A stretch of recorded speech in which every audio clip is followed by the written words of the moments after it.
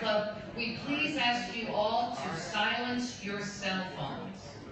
Okay? You can certainly take all the photos you like, but just silence your cell phones. Okay? Thanks very much. The candidate should be coming in momentarily.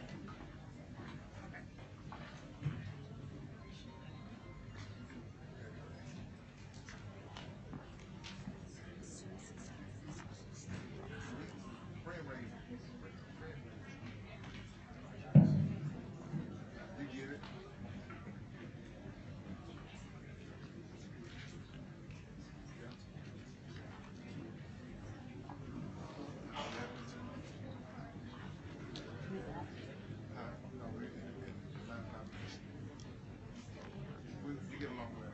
You get along with it.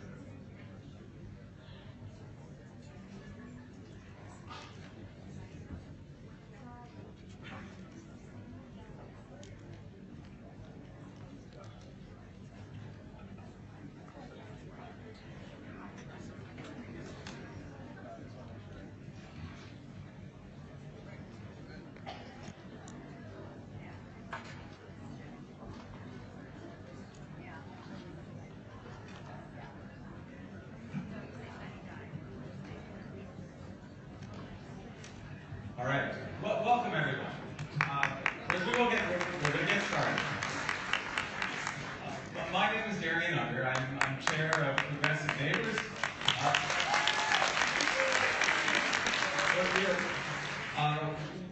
We are a grassroots Montgomery County organization dedicated to informing voters and to getting progressives elected to office. And as we welcome Representative Donna Edwards and Chris Van Hollen, I also want to welcome you, because everyone came here for a reason. There are passions in this room, and that's a wonderful thing. And whether you came because of housing or racism or economic justice, there are issues and people that we care about, and that is so important for solid and thoughtful political discourse. So everyone here gave up something, whether it was reading stories to the kids or dinner with the family. I think that says a lot about the need for civil discourse and conversation with elected officials. So tonight we're going to have two thoughtful progressive candidates coming to speak. Our group, Progressive Neighbors, has in the past endorsed both of them in different races. The line between their districts actually ran about a block away from here. And now these two fine candidates are running against each other, no longer to represent a district, but to represent the state of Maryland. So we thank you for participating tonight. We do urge you to look at the program, look at the information about our groups. We are one of several groups sponsoring this, along with the Women's Democratic Club and Leisure World Democrats. And it was important for us to be able to have a forum not just among the candidates, but including public comments, or not public comments, public questions, important questions and not comments, but from the audience, because we want to be able to allow that sort of dialogue. So with that, I want to introduce my colleague, the president of the Women's Democratic Club, Linda Culko.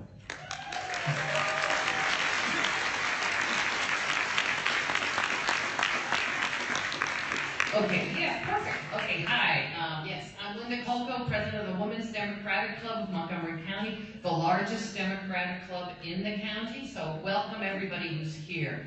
For those of you who use Twitter, our hashtag for this event is #MDSendDebate.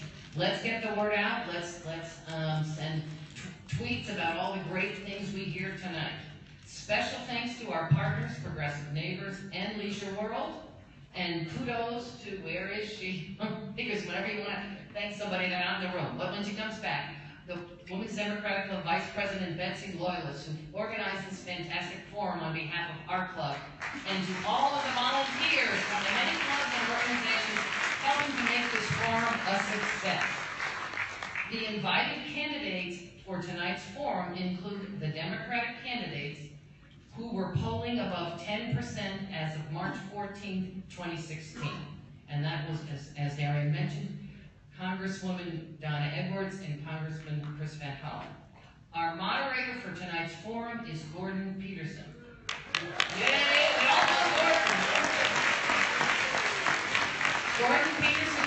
lucky to have him, as Gordon Peterson is an Emmy Award-winning American broadcast journalist and Washington, D.C.-based television news anchor. His 40-year career included co-anchor for ABC affiliate WJLA-TV and CBS affiliate WUSA-TV, and moderator and producer of Inside Washington, a show many of us remember well. A political roundtable discussion about current political events in Washington. Thanks, everyone. And I think I'm going to turn the program over to Gordon, and I think the candidates are going to be coming in any second. Thanks. Thank you so much.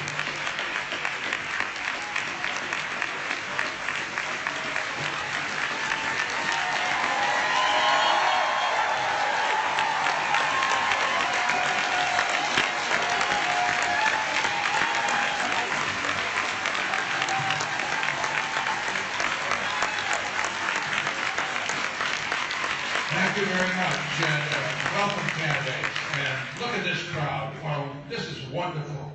Folks, you are the lifeblood of this democracy, and I'm just so proud to be part of this thing tonight. Thank you very much for being here. And candidates, here are the rules for this debate. Each candidate will have 2 minutes for opening statements. Congressman Van Hollen, you on the coin toss, so you will go first. I will begin the questioning. Each candidate will have 90 seconds to answer my questions. Your rebuttals will be limited to 30 seconds, a maximum of 2 rebuttals. In the meantime, we're going to ask members of the audience to write their questions on the cards volunteers will provide. Wally is the question. Here he is. Wally, hold up your hand so we can see. That's Wally. Give your questions to Wally. Each candidate will have 1 minute to answer questions from the audience. Each candidate will have 1 minute for closing statements.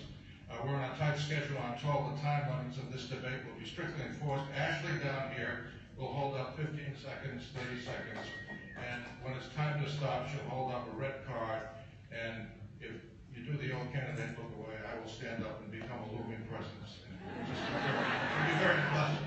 So, Congressman Holland, your opening statement, please. Well, thank you. It's great to be here this evening. This is a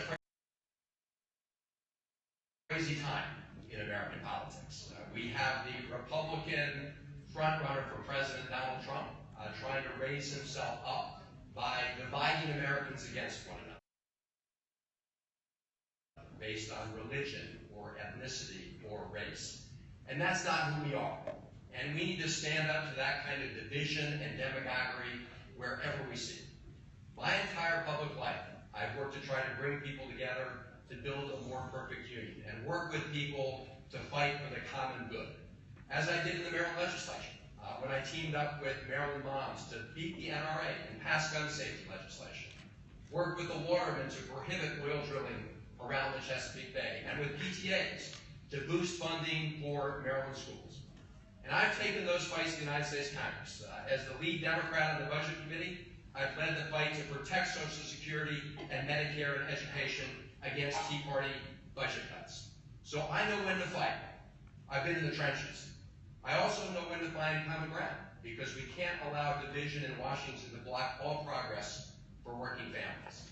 Look, I've never thought it was enough to be just a vote or only a voice.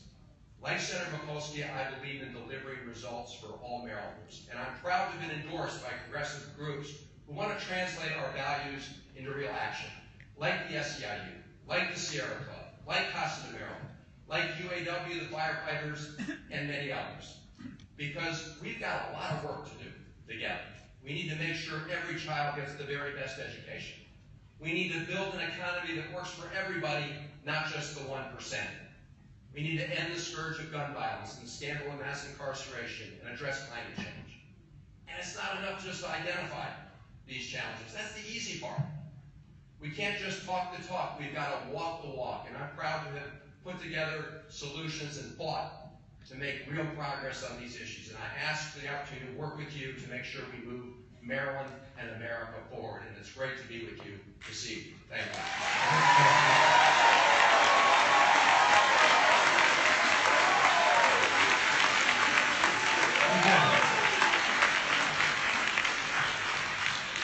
Thank you very much. It's really great to be here with you for this truly important conversation in this amazing transition for our great state. Maryland is a state that has a lot going for it. We have great colleges and universities, historically black colleges and universities, and a really growing research and technology sector on which we can build a 21st century economy.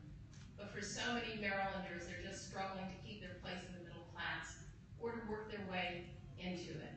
And I know a little bit about that struggle as a single mom juggling the rent and the electric and racing home every day to pick my son up from daycare to avoid the late fees. I know what it means to struggle, and I think that that's an important voice that is missing in the United States Senate. I know for so many Marylanders, it's really important for us to make sure that the person who goes to work every day and just needs to take a day off to take care of a sick loved one without the fear of losing their job, that we have a fight for them. For the young man or woman who may be messed up and wants to rebuild their lives with a job and an education and an opportunity, we have a fight for them. And for all of those women and young women who come out of college and expect that they should be paid the same wage as the men along whose side they work, we have a fight for them. And in Maryland, there are too many women who work really hard every single day. They're making 85 cents on the dollar, or for black women, 64 cents on the dollar, and for Latinas, 47 cents on the dollar. And for our seniors and veterans who work hard every day and they earn the benefit of Social Security, and they expect that those of us who represent them will protect their benefits because they've earned them, and that we will not cave to the special interests or cut backroom deals to cut away their Social Security and Medicare. And for those small businesses who are growing and creating jobs, to give them a place in our economy, to help us grow that for every single Maryland. These are the people that I fight for, and I look forward to this fight in the United States.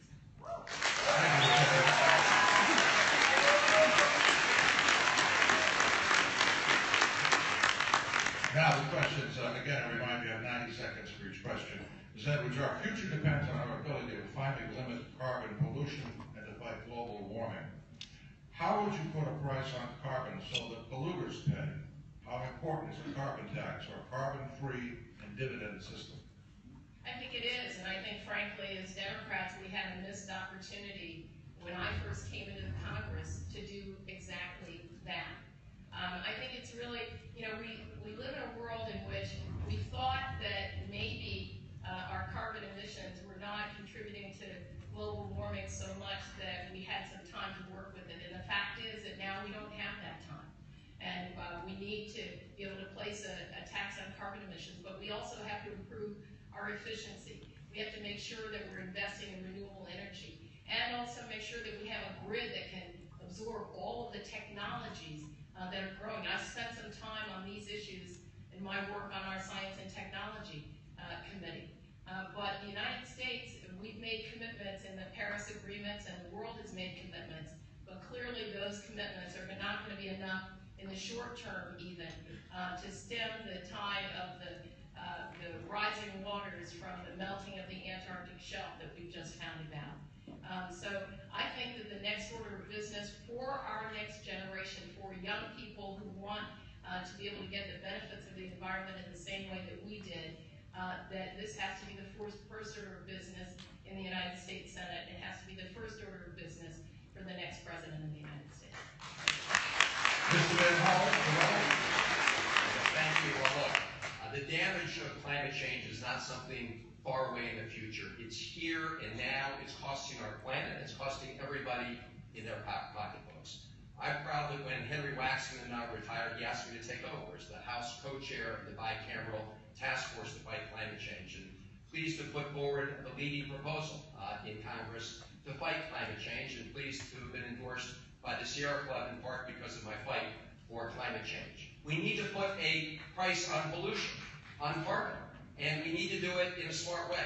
And the proposal I put forward would have those who are the big polluters pay a price, and the funds that go into that pool would then be returned to homeowners in the form of a dividend, taking away the Republican argument that by putting a price on carbon, we're going to increase heating fuel costs for families. Because by rebating those funds, not only do we improve the situation with respect to climate change, but we make sure that 70% plus of American families actually end up with more money in their pockets at the end of the day than before we did that. So that's a way to try to bring people together going forward. This is an urgent matter.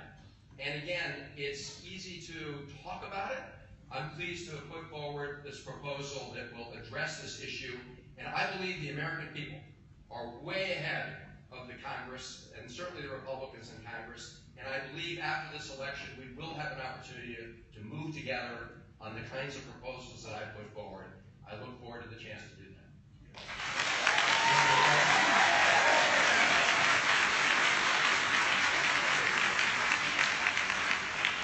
Mr. Van Hollen, America now has more wealth and income inequality than any major developed country on earth. The top 1/10 of 1% owns almost as much wealth as the bottom 90%. This inequality keeps increasing in both Republican and Democratic leadership. What could you do as a U.S. Senator to change that? I think this is the biggest challenge we face as a country. Growing income inequality and the fact that we have an economy that works great for folks who are already at the top 1%, and not well for anybody else. Which is why, long before this campaign started, I put forward a specific plan called Growing the Paychecks for All, Not the Wealth of a Few. And it begins by making sure we invest in opportunity for every child with early education. Make sure we have a good K-12 system. We have a college system, community college in 4 years, that kids can get out of without these huge debts. And having the skills for the employers who need to hire them so we build better pipelines. But it also fixes a crazy tax code, which right now is stacked in favor of people who make money off of money and against people who earn a paycheck off of hard work, which is why I put forward a plan that Bob Reich and others have endorsed. I'm proud to have his endorsement in this campaign. It puts a fee on Wall Street transactions and uses those funds to provide an expansion of things like the Child Dependent Care Tax Credit, so families can make sure their kids are in a safe environment when they're at work. And it makes sure that we expand on the Earned Income Tax Credit for single individuals so that we make work pay, because it's a scandal in this country that you can work full-time, year-round, and still be below the federal poverty level. We need to change that. We need a plan to do it, and I look forward to working with you.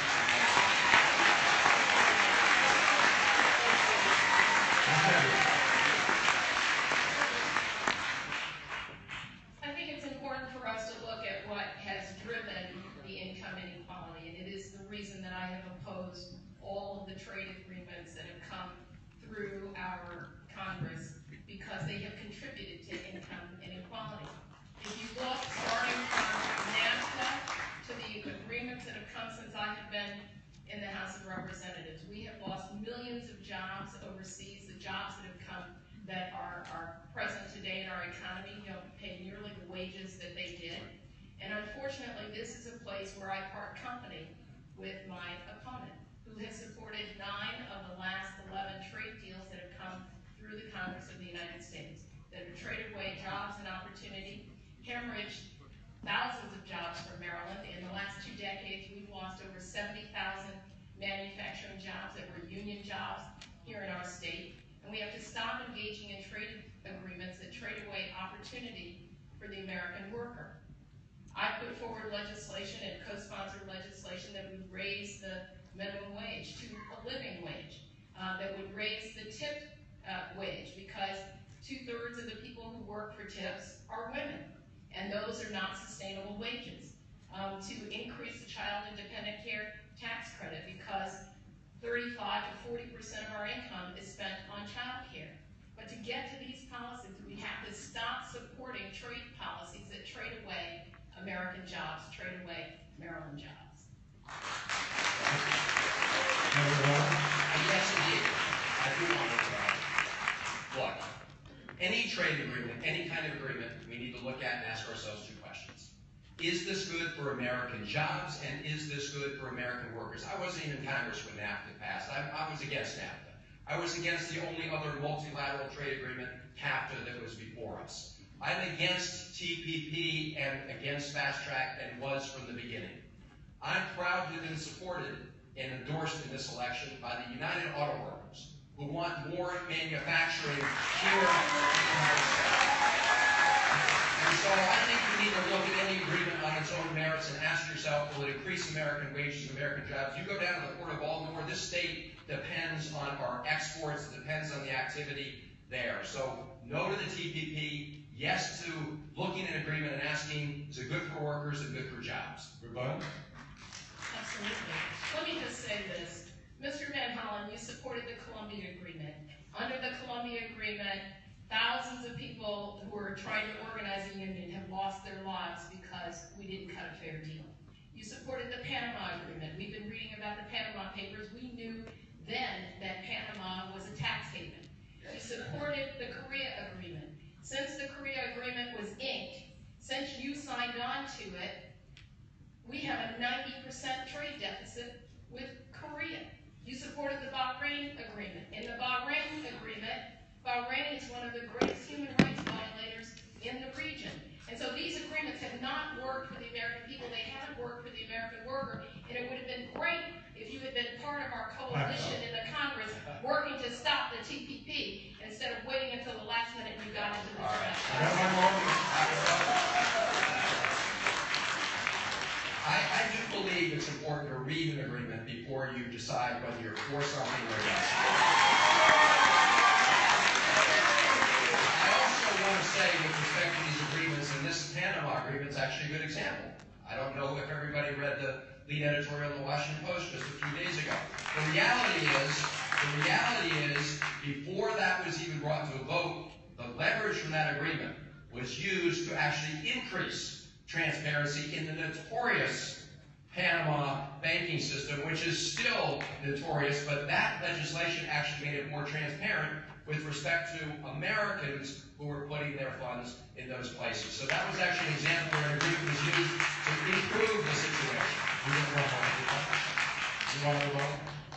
I will just say very clearly that these trade agreements have hemorrhaged over 70,000 jobs in the great state of Maryland, replaced by service sector jobs that don't pay nearly the wages and don't have the benefits. The American worker loses. With respect to the TPP, in the TPP, by the way, I have read these agreements, and so it is spurious for you to charge that I haven't read the agreements, and therefore I don't have a right to say no to them. The fact is I have. It's a bad deal for the American worker. It's a bad deal for the American economy. It's a bad deal for the United States. All right, we've reached our rebuttal limit. Wally, would you raise your hand? I want to remind you to give your questions to Wally there, the question collector. He'll be roaming around. Now, here's another question. Both of you have been proud to claim the label of progressive. How do you define progressive? And how has your perception changed of that over your career? And what is your most important legislative or personal progressive accomplishment over your career? Ms. Edwards. I don't think it's important to define it. I think it's about what you do. When I first came into Congress, I looked around and I saw kids who were going to school hungry. Kids right here in Montgomery County who were receiving free and reduced breakfast and lunch. And I asked their educators, what happens to them at dinner? It is about your perspective. And when I found out that it was because no sitting legislator, no member of the House of Representatives had added Maryland to the after-school suppers program, the very first piece of legislation that I passed as a freshman member of Congress was to add Maryland to the after-school suppers program so that hungry children get a nutritious dinner so that they can thrive in the classroom. And that I call progressive, when we're paying attention not at the 30,000-foot level, but down at the ground level where people actually live their lives. Putting forward legislation to support Pell Grant eligibility for those who are incarcerated. Because I know that when you give people a job and an opportunity and an education, they don't reoffend. And so being progressive for me is about what you do, and it's doing it on the ground in a difference that makes, in a place that makes a difference in people's lives. And so voters are not looking for labels. Voters are looking for what it is that you do. And I would argue any day that from the time before I came into the Congress until now, fighting to protect Social Security and Medicare from harmful cuts proposed by Republicans or by Democrats, who would cut Social Security and Medicare. That's called being progressive. Mr. Van Hollen. You know, in my view, progressive is somebody who works every day to try to make good on the promise of America. The promise of equal rights and equal justice and equal opportunity, and making sure we continuously make progress as a country in that direction. And we have made progress, but we know we have a very long way to go in each of these issues. And I'm not going to be able to single out any one thing. I'm proud to have, in the state legislature, led the fight to make Maryland one of the very first states in the country to make sure that you weren't discriminated against in employment or living based on who you love. And in the United States Congress, I was proud to lead the fight to end the outrageous profits the big banks were making off of the student loan program. So those monies could go to student loans. And I'm proud to have been assistant to the Speaker of the House when we worked in partnership with President Obama to pass the Economic Recovery Bill, but even more importantly, pass the Affordable Care Act, Obamacare, which has resulted in affordable health care for 18 million plus Americans. And I'm proud to have led the fight, unanimously elected by my colleagues on the Budget Committee, to protect Social Security and Medicare against Tea Party. So I believe progressive is more than just saying the right things. It's about being in the trenches and delivering progressive results. And that's why I'm proud to have the support of so many progressive Marylanders who are focused on results in Maryland and the United States of America. Mr. Van Hollen, women continue to face obstacles, including employment discrimination, pay equity, lack of paid, sick, and family leave, opportunity and achievement gaps. That's just naming a few. How would you represent the interests of women in the Senate on which issues might you take a leadership role? Well, I think these issues are vital to women and the families. I think they're vital to all Americans. Look, my mother was an expert on foreign policy, but when she married my mom, who went into the Foreign Service, she was prohibited. Married your dad. Married my dad. Like I said, married my dad and went into the Foreign Service. I was just talking about you guys for everyone else. Thank you. But she was under Foreign Service rules as a spouse. She was unable to take advantage of her own skills and get a job in either the Foreign Service or another position overseas. So these are fights that we're all in together. I've been a long-time supporter of the Equal Rights Amendment, and the budget I put together on behalf of the Democrats, we fight every day for equal pay for equal work. We fight for paid sick leave, so you don't have to choose between your job and making sure you can put food on the table and pay the rent. These are things we're all in together. I mentioned child independent care tax credit, expanding that so it actually is usable for lower income families and other families. These are things that we need to work together to empower everybody in our economy. And when I first ran for the House of Delegates, I ran on the choice team to protect a woman's right to choose in the state of Maryland. And leading the fight now to prohibit the Republican budget cuts to Planned Parenthood. Those are things we got to continue to fight for.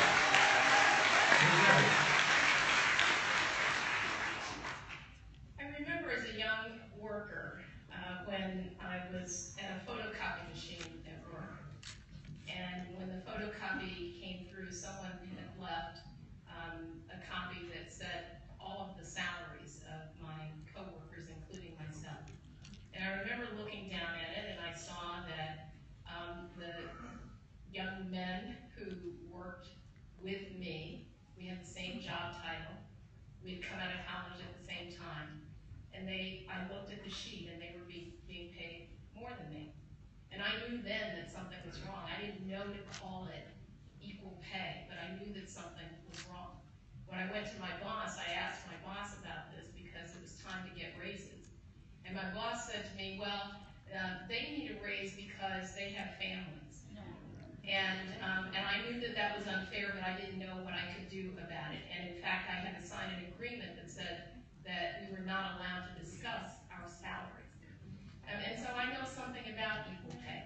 It's the reason that as the chair of the Democratic Women in the House. I led our women's economic agenda, where we went starting in Maryland and all across the country as Democratic women, raising the cause of equal pay for equal work, of expanding the dependent and child care tax credit, of making sure that women have an opportunity for paid leave, and to make sure that we can grow our business as business leaders. These are the causes for women, and I would just say, I know a little something about that, and I will bring that same fight to the United States Senate.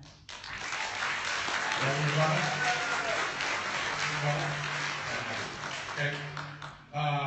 Ms. Edwards, one of the major contributors to inequality today is the carried interest loophole in our tax code. Now, this loophole allows hedge fund managers, private equity, and other high-dollar financial managers to pay a 20% tax rate rather than the 39.6% rate if the money were taxed as ordinary income.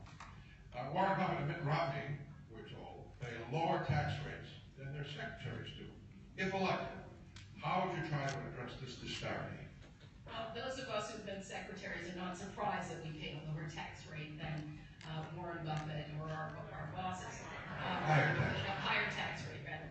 I think that, one, we have to treat it as ordinary income. It's the fair thing to do. In addition to that, that means that we have to put on par contributions to programs and values like Social Security and Medicare, because if they're paying on their ordinary income, and we also ask for full contributions all the way up the income scale into Social Security and Medicare. Not only do we gain more of a tax base to make sure that we can meet our needs, but we also give us the ability to expand things like Social Security, Medicare, and benefits. And so I think that it's time for us to treat that as ordinary income and to raise tax rates back to the old Reagan and then Bush tax rates. It's time for us to raise those rates so that they are consistent with what past generations have paid, and then the Warren Buffetts and the Bill Gates and the Donna Edwards of the world pay into the system so that we can meet our responsibilities for things like investing in our nation's infrastructure that's woefully uninvested, in our water and sewer systems, in meeting our education needs and reducing college debt. Treating carried interest as ordinary income will allow us to meet all of those responsibilities.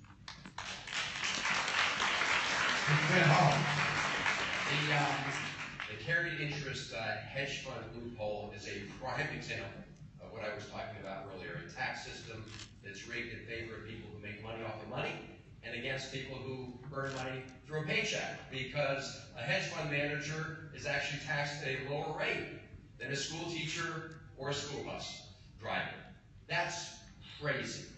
So I'm a co-author of the legislation to change that.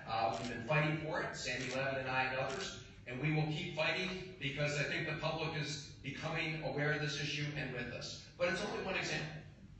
We also have a tax code that encourages American corporations to move jobs and capital overseas. And I put forward a proposal to change that, so instead of parking $2 trillion overseas, we bring those funds back and invest them in modernizing our infrastructure and investing here in the United States. I've also put forward a proposal called the CEO Employee Paycheck Fairness Act, because it's crazy that in the United States of America today, unlike the 70s where we already had CEOs paid 30 times more than the average employee, today it's 300 times. So I put forward a proposal that says you don't get a federal tax deduction for all these CEO and executive bonuses when you're not giving your employees a pay raise. After all, if you're getting bonuses as CEOs, it's because your workers are working hard and being more productive. So we got a lot of work to do to fix the tax code that's stacked in favor of the folks at the very top. 17% of the benefit of these tax breaks go to the top 1%. That is wrong. We need to change it. It is probably not a Democrat. I don't think there's not a Democrat in the House of Representatives who doesn't agree that we should treat carried interest income as ordinary income, that we should raise the tax rates so that it's a more fair and equitable distribution. I've also supported legislation, and I've introduced legislation that would expand our research and development tax credit targeted to small business and innovators because they're the ones who create jobs in our economy, and investing and partnering that with domestic manufacturing so that we can begin again to grow our manufacturing base here in the United States. You ever vote? I do, because there may not be a Democrat in the Congress that support these, but I put forward the proposal on the CEO Employee Paycheck Fairness Act. We made that the first vote in the United States Congress. Leader Pelosi decided to make that an example of where we stand on these issues and where we're going to go. That's the same with the other measures I've talked about, putting forward specific plans to move us forward. And that's why people like Bob Wright, who's, of course, the author of the movie, or in the movie Inequality for All, has endorsed me in this race, because I put forward specific plans on that issue and big money on politics, and we need to address all these issues with urgency, and you can't address them if somebody hasn't put a specific plan on the table to do that. The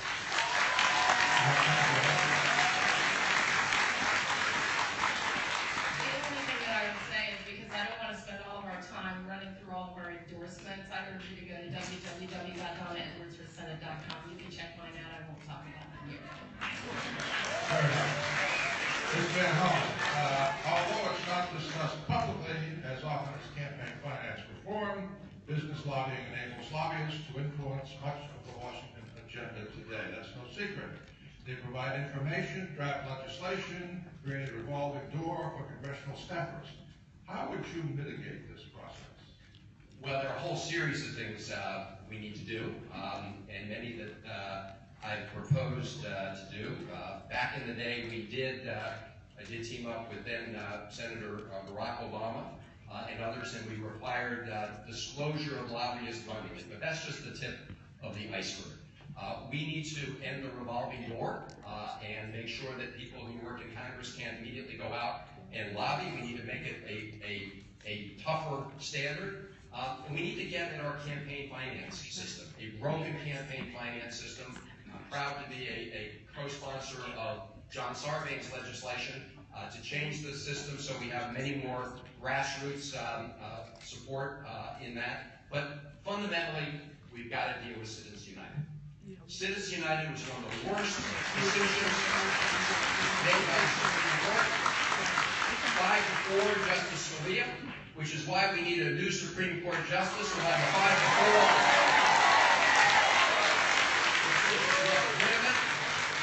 5-4. We need to amend the Constitution, but we also need to get at disclosure of all the secret money out there. And I'm proud in this campaign to have issued an anti-super PAC pledge, just like Elizabeth Warren and Scott Brown did in Massachusetts. An agreement where people who really say they're against Citizens United keep out the super PACs. And unfortunately, my colleague here, my opponent, refused to sign that anti-super PAC agreement.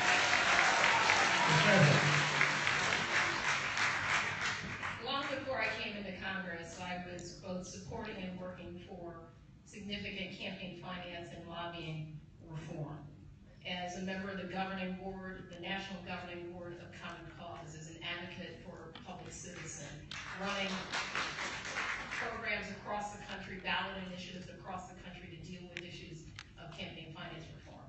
In the Congress, I am the chair of our Democracy for All task force and a co-sponsor of John Sarbanes' campaign finance bill that embraces the idea of small donors in our system. Within a week after Citizens United was issued, I wrote the first constitutional amendment to repeal Citizens United. In the time since then, we have gotten together as members of Congress to get behind one constitutional amendment to repeal Citizens United. I think to date we have about 143 co-sponsors. But I'll take issue with this idea of reform, because when Mr. Van Hollen put forward his disclosure bill, I was all for it. And then he decided to have a meeting with lobbyists from the National Rifle Association, and immediately following that, he exempted the National Rifle Association from disclosure. Some of the worst offenders who were buying off politicians and keeping us from getting sensible gun regulation. And when he did that, I went to the floor and opposed his disclosure bill. And in this race, I am proud to have the strong support of Emily's List, which is not the Koch brothers, it's not George Mike, it's supporting pro-choice Democratic women for elective office, and I am proud to have their support. And Mr. Van Hollen, when you were the chair of the CCC, you didn't have a problem with Emily's List. Look here. If you're going to be against super PACs, you don't get to pick and choose your favorite super PACs, because Republicans would love to pick the Koch brothers super PACs. Now, the Koch brothers related group has actually filed a lawsuit against me, because I filed a lawsuit before the Federal Elections Commission to get rid of secret and dark money in politics, because that undermines our democracy every day. So we need to make sure that we have a system that actually works to strengthen our democracy, and that means getting rid of Citizens United in every way possible. But in the meantime, people should do what's in their power, what's within their power as candidates. If they say they're against Citizens United, then we should sign an agreement, just like Elizabeth Warren and Scott Brown. I agree with you, which is why I thought it was wrong for you to exempt the National Rifle Association from your disclosure bill. That is just plain and simple. It's a fact. You met with the NRA lobbyists, and then you exempted them from your bill. I'm proud to have the support of Emily's List, because they represent millions of women and others across the country who believe that the United States Senate shouldn't just be 20% women, it should be 50+%. I'm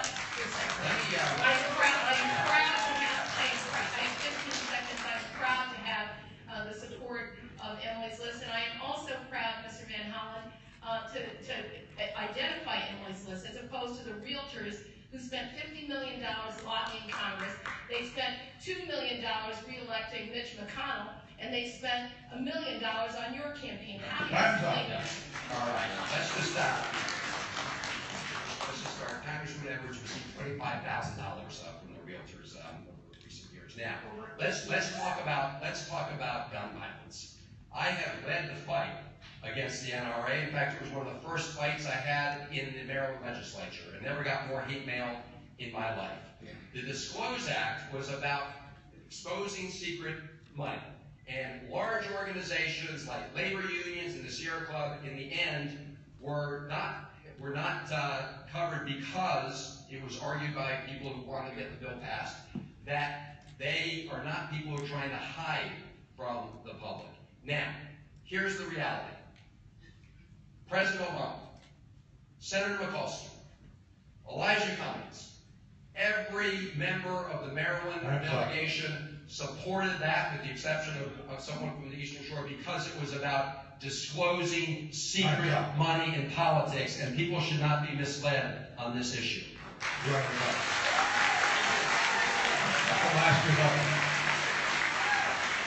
It's a very simple fact, and Mr. Van Hollen, people can go and check for themselves. The NRA opposed the Disclosure Act because they would have been required to disclose the way they're buying off politicians. You met with the NRA lobbyists, as reported in Politico and the Washington Post, and after that meeting, you exempted the National Rifle Association from your disclosed bill, and I voted against it. All right.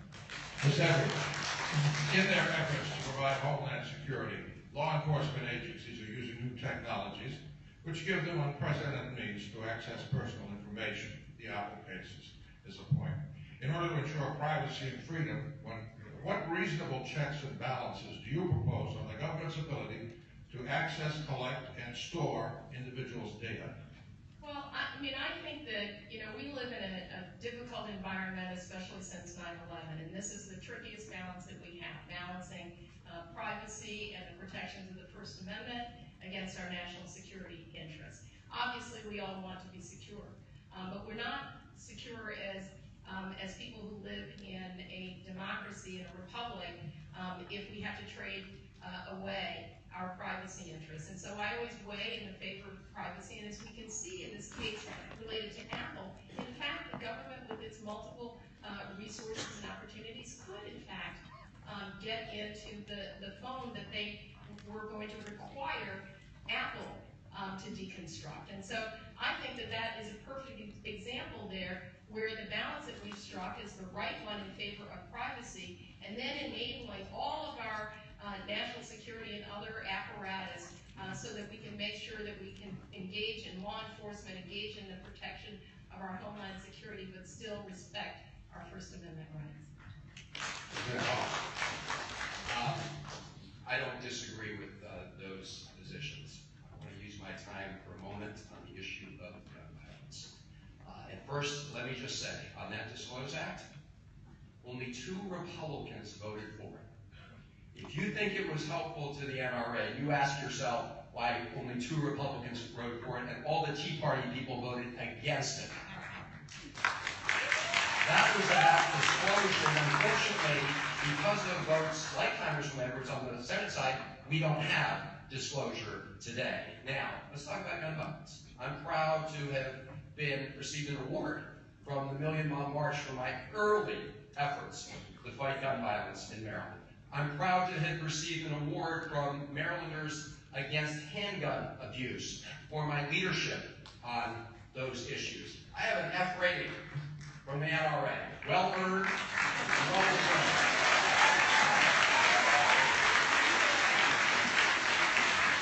And now in the United States Congress, I've actually introduced a bill to do something about this, modeled after the Maryland bill that says you've got to get a license, a permit before you can purchase a gun, just like you need a license before you can get a car. And Johns Hopkins recently released a study showing that in the state of Connecticut, where they had this legislation, it saved lives.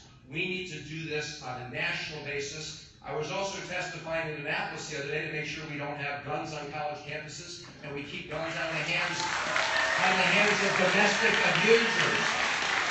So I've been on the front lines on this issue. One thing to talk about, it's nothing to fight for.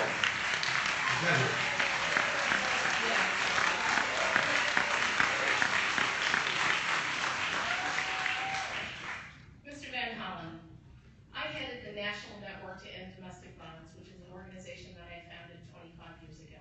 In 1996, I worked to pass the Domestic Violence Offender Gun Ban, which removed guns from the hands of domestic abusers.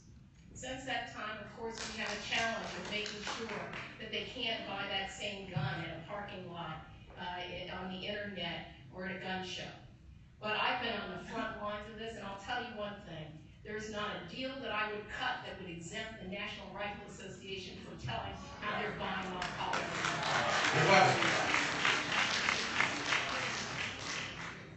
This is an effort to mislead people about the Disclose Act, which was about making sure we end secret money in politics.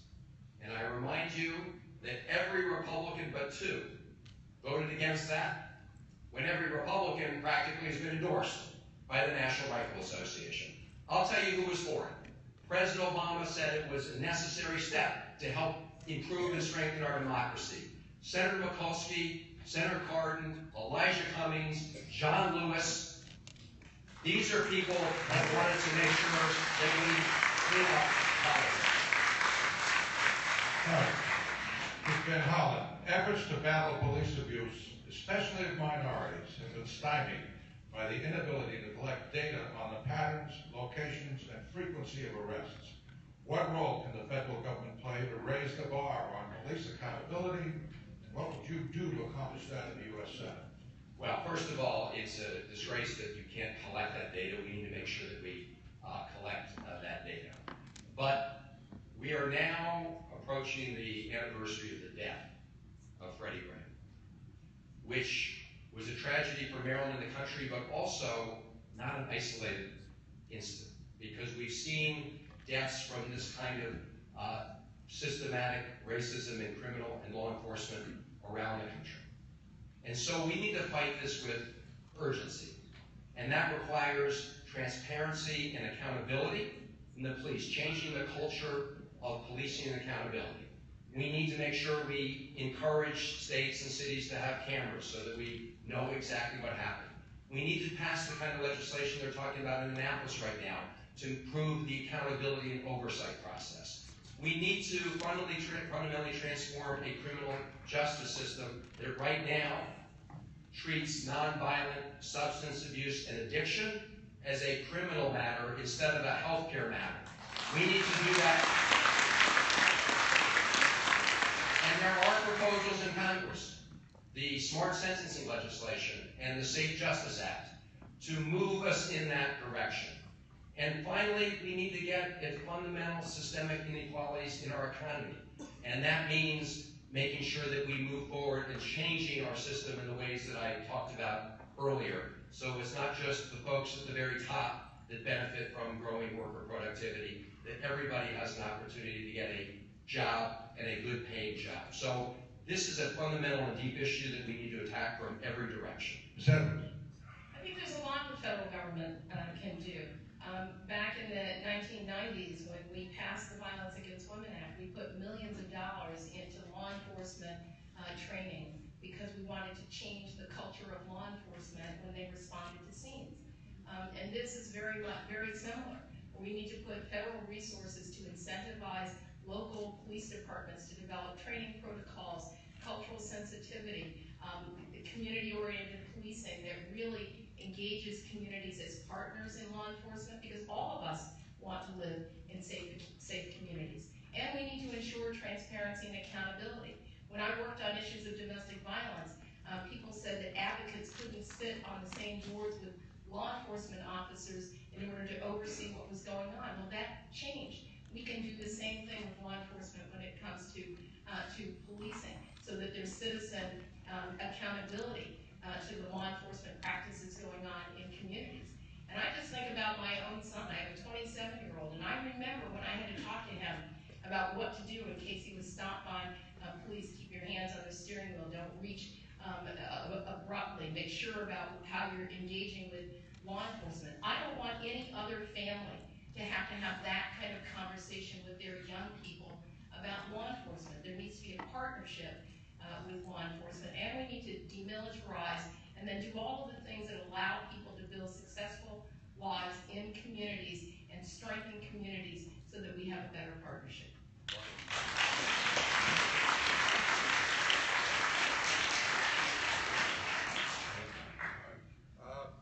Nina, I like this one. Nina Dad, you come to the microphone, please. We're going to do audience.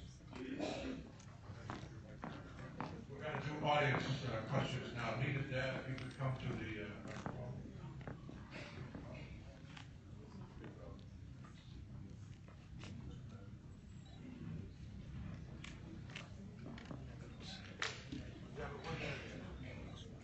So this is a question for both of you. The Obama administration has suggested free community college for all students.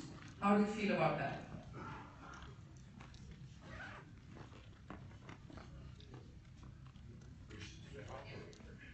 I strongly support the president's proposal, and have incorporated that proposal into the Democratic budget because it's essential that we make sure that every child can go to college and make sure they achieve their full potential, whether it's a 2-year community college or a 4-year college, and we need to make sure that nobody graduates from community college or 4-year college without these huge debts hanging over their head. Which is why I support the proposal to allow students to renegotiate their debt at lower interest rates and create more incentives for colleges to keep their costs down. I also work very closely with the Congressional Black Caucus on the president's community college proposal because there was a real danger that by providing free 2-year community college to community colleges and not providing similar treatment to HBCUs, that you have a diversion of students and hurt the HBCUs, which are a critical part of our education system. So yes, I support the president's proposal. I incorporated into our budget with the changes to protect HBCUs. Okay, thank you. Wanda Sykes, would you come to the microphone, please, and would you answer Nina Dad's question, please? I do strongly support the president's idea, but I think there are other things that we can do because college is an investment. But we need to make sure that the college education that our young people are getting is matched to the demands of the economy so that our young people aren't going to community college or to four-year institutions, and then graduating with degrees that don't allow them to fully participate in the economy, pay off any debt that they might owe, although I think that we should make great gains to try to reduce college debt and eliminate it altogether, because it is an investment in the future. I also think that it's really important, the idea that I worked on in the Congressional Black Caucus, of making sure that historically Black colleges and universities are protected from the ill effects of making investments in community college that could disadvantage them, and making sure that we have reduced interest rates, particularly on Parent Plus loans, that greatly disadvantage students of color. And lastly, I would say I toured all of the HBCUs in the state about 3 years ago, long before this race, so that I could see what was going on there and the investments that we need to make, given that a quarter of our engineers, who are engineers of color, come from the HBCU community. Thank you. One of the slides had a question about Glass-Steagall. She's not here, but let me just say this. A lot of economists say the repeal of Glass-Steagall had a lot to do with wrecking the American economy. What would you do to put it back into operation? So first, I do think Glass-Steagall, removing Glass-Steagall was a mistake. And there are several proposals in front of Congress with different authors that would help modernize Glass-Steagall, and I think that they have very good ideas that we should pursue. We also need to vigorously enforce the Wall Street reform legislation, which, while not perfect, was an effort to make sure that all of the people in this room and all taxpayers are never again put on the hook for bad decisions and gambling on Wall Street. But I do believe that we need to push the Consumer Protection Board that was established under the Wall Street Reform Bill to take more aggressive action in this area. I think it's disgraceful that all these people who were high rollers and made a lot of money and bonuses even after the crash, that none of them were held accountable and none of them went to jail. So we've got a lot of work to do, and I think all proposals out there to modernize the system are things that need to be pursued. Ms. Edwards, Glass-Steagall. I'm a co-sponsor of legislation that would reinstitute and update for the 21st century Glass-Steagall. I think it's important for us to draw a bright line between our regular banking system and investment activities. I think that this has been a major cause of the meltdown that we had in 2008. It is unfortunate that you can get arrested and even killed for carrying a bag of Skittles and nobody went to jail from Wall Street. And so I do support reinstituting the bright lines that are drawn in Glass-Steagall, and it is why I put in consumer protections into Dodd-Frank. But I don't think they go nearly as far as drawing those lines between the activities that are riskier activities and those of us who are in the regular banking system. Thank you very much. Tony Howard has a question about the Arab-Israeli peace. Israel-Palestinian. What can you do as a senator to promote a peace treaty between Israel and Palestine?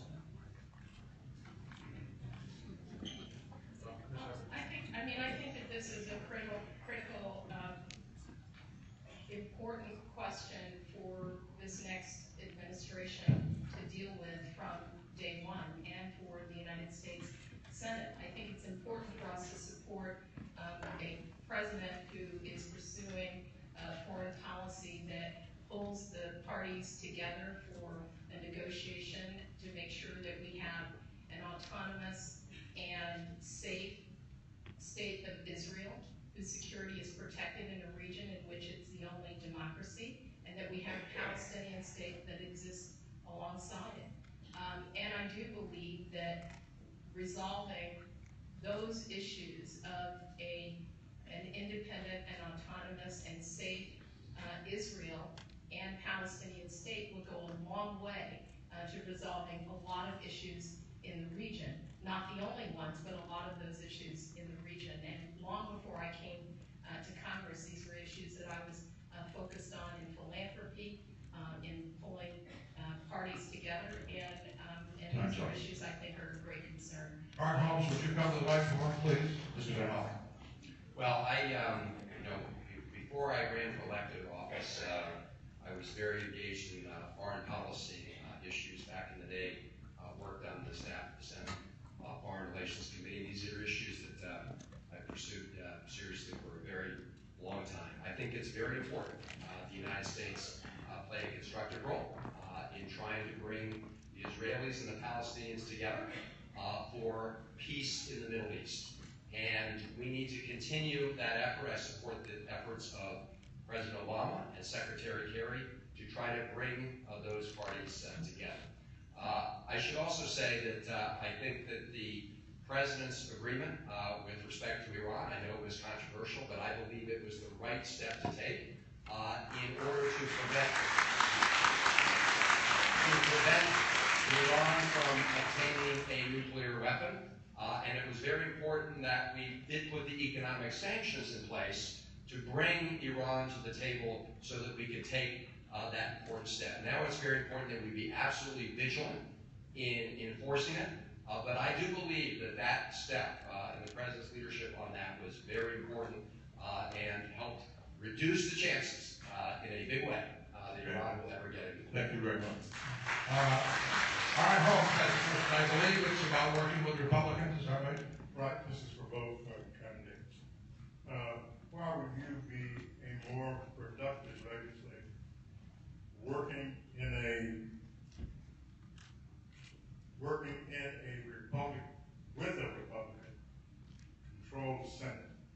Maybe I need to restate that. How would you be, or would you be effective with a Republican Congress in working with them on programs as opposed to the stalemate that we have now? Good question, Sarah. Well, I can only tell you about the work that I've done. I remember when we were looking for a co-sponsor of the Violence Against Women Act back in the early 1990s, and we didn't have one. We had Senator Joe Biden, but we didn't have a Republican co-sponsor. And as an advocate, I went out and recruited both Orrin Hatch and Arlen Specter to do that work that then resulted in us being able to pass the Violence Against Women Act. Since the time that I've been in the Congress, I've been the co-chair of the largest bipartisan caucus in the Congress, the Bipartisan Women's Caucus, with my Republican co-chair from Washington. We helped move the agenda to pass a reauthorization of the Violence Against Women Act just a couple of years ago. In my committee assignment on my science committee, when there was a breakdown over funding earth science because it was related to global climate change, I worked with my Republican colleague from Mississippi to pass the first bipartisan authorization of NASA that passed out of our committee and out of the House of Representatives. Scott, if you're out there, would you come up, please? I will continue to fight to protect Social Security and Medicare and a woman's right to choose. But as I said in my opening remarks, we need to look for opportunities where possible to find common ground. And I've done that to pass legislation to help families with disabled kids. We passed the ABLE Act. That was the Democratic office. We teamed up with Republicans to pass whistleblower legislation because we all have an interest in transparency and accountability. Teamed up with Republicans to get a historic investment in protecting the Chesapeake Bay. And worked with Republicans, Tom Davis and others to make sure that we had a federal contribution to our metro system. Now, there are differences on this issue. And an independent, nonpartisan group that was set up by Dick Lugar, former Senator Dick Lugar, who lost to a Tea Party person in the primary, rates members of Congress on their willingness to find common ground. And Congresswoman Edwards was ranked dead last among all Democrats in that ranking by that independent group. So it is important to look for common ground. I've done it and passed legislation that's important to all people regardless of their party.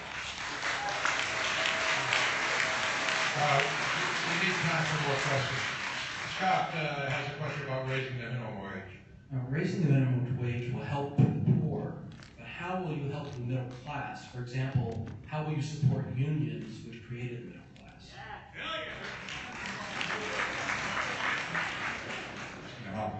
Well, you're absolutely right. One of the reasons today that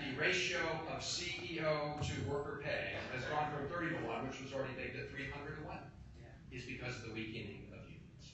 So there are a couple things we need to do, and there's bills that are put forward. One is to make sure that when a corporation or a company violates workers' rights, your recourse isn't only in the NLRB, because what happens is many corporations just see that as the price of doing business. And so this would give a right of action to the workers to file lawsuits against those violations in the normal system. Second, we need legislation to expand democracy in the workplace. And I'm a co-sponsor of that legislation to make it easier for workers to form unions, because we need to make sure that we have that structure in place so that working men and women can bargain for wages successfully and benefits through that pressure. But it's also important that public officials are fighting on their sides when they're having those disputes with employers. And I've done that as well. We need to strengthen the rules, but we also need every day to be doing what we can to make sure that that bargaining power is there. Naomi Hamilton, will you come to the microphone, please? Ms. Edwards, you're up. Well, let me just say in response to that last question, it's really beneath Congressman Van Hollen to point to that Lugar Center rating, because it only measures how many bills you co-sponsor. And the reality is that if I had co-sponsored every Democratic bill and every Republican bill, I would have been named more effective. And so that's kind of a bogus rating.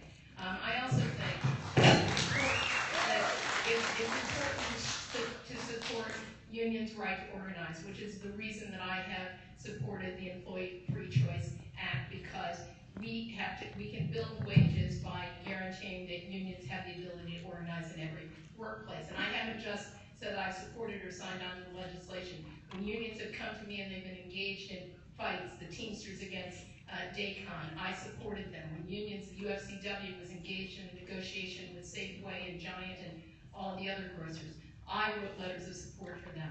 When they were on the picket lines down in North Carolina, I was there with them. And so I think it's important not just to stand up. I feel like I don't know what's going on with the time here, but go ahead. Okay, thank you.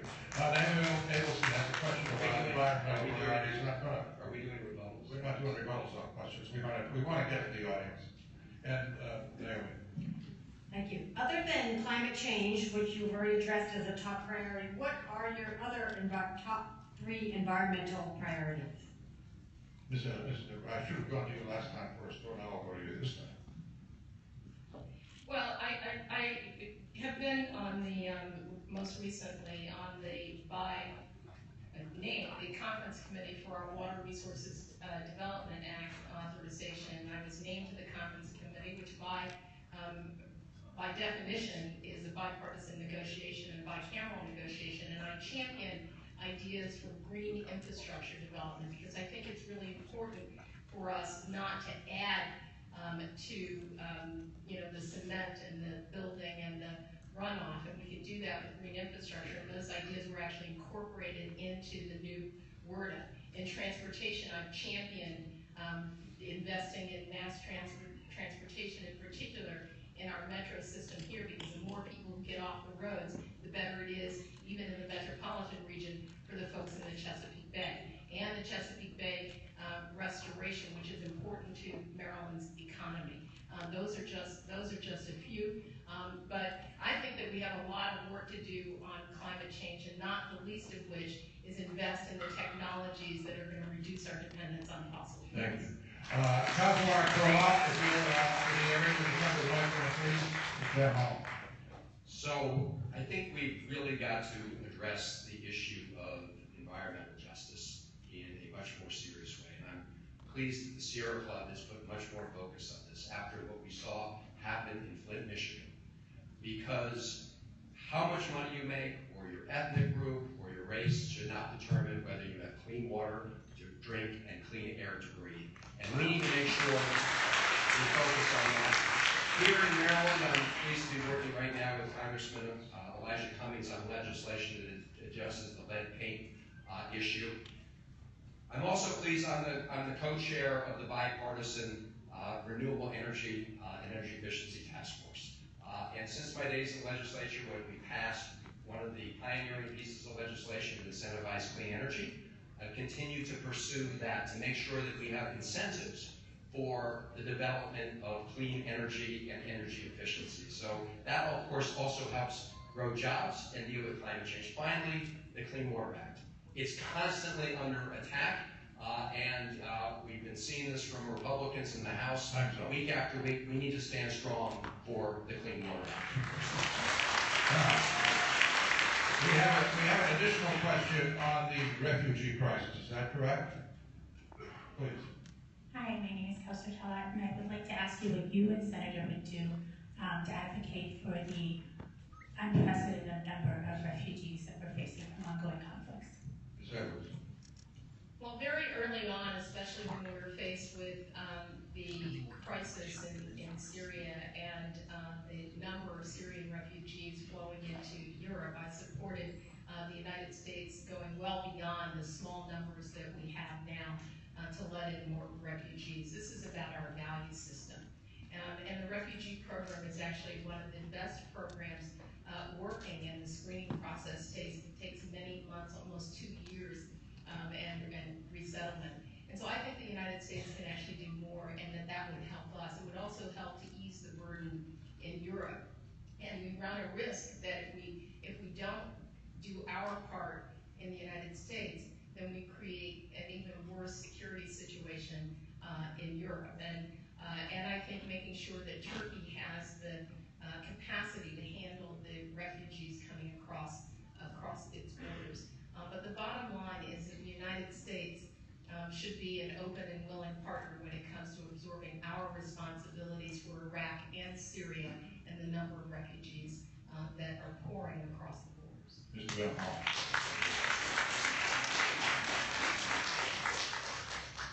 I also believe we need to do our part, and I've called upon the President to take more of these refugees, who are the most vetted immigrants to the United States of America, and to help our European allies. But we also have to focus and redouble our efforts to try to resolve the terrible conflict in Syria. And I support the President's efforts and Secretary Kerry's efforts to bring all the different parties and outside powers together at the table.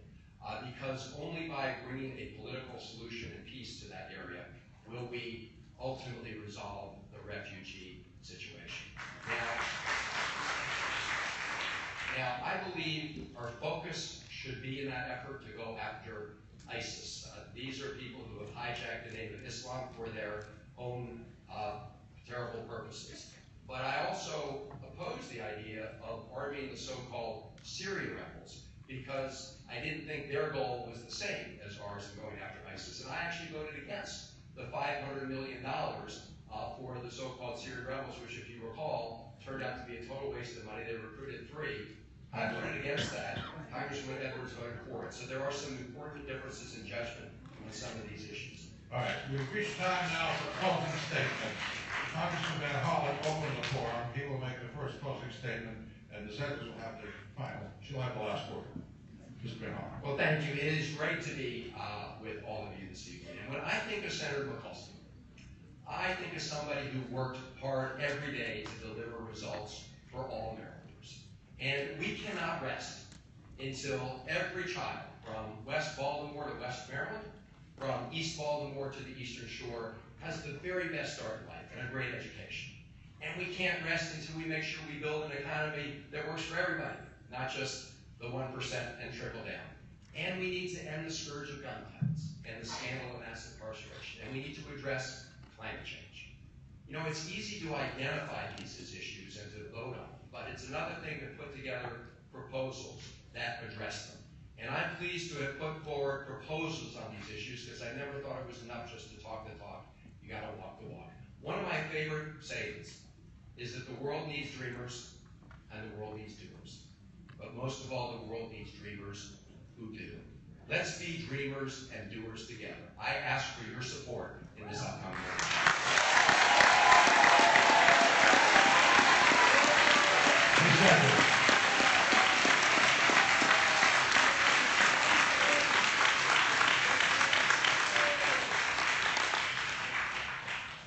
When Senator Mikulski, Barbara Mikulski, ran for the United States Senate, people told her, and the political establishment told her she shouldn't do it.